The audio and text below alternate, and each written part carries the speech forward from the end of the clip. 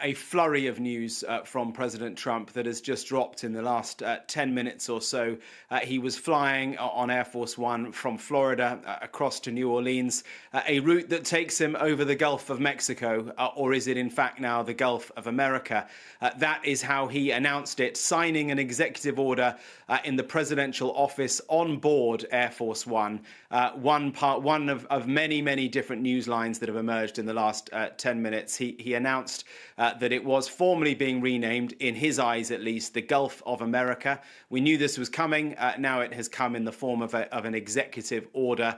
And as he did so, the crew on board Air Force One announced that indeed they were flying over not the Gulf of Mexico, but the Gulf of America. Incidentally, he was asked by a member of the media on board the flight what Mexico had to say about this, and he said that we've never asked Mexico, they've never brought it up, but you can be sure that Mexico will still be referring to it as the Gulf of Mexico.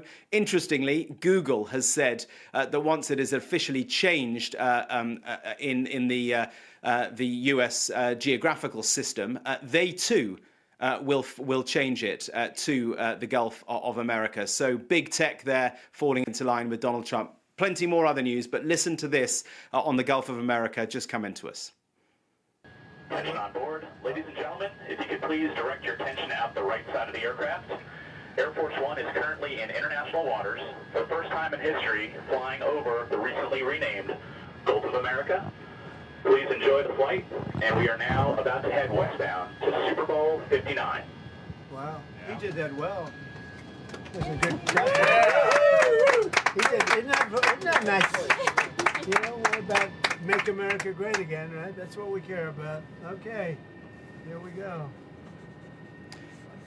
Now, beyond that, the main headline news that he revealed on board that flight is that this week, tomorrow, he will impose 25% tariffs on all steel and aluminium imports globally, which is dramatic indeed. During his last presidency, Donald Trump imposed tariffs of 25% on steel, 10% on aluminium, but later granted several partners duty-free quotas, and that included the biggest importers of steel into the United States, Canada, Mexico, the EU, and the UK.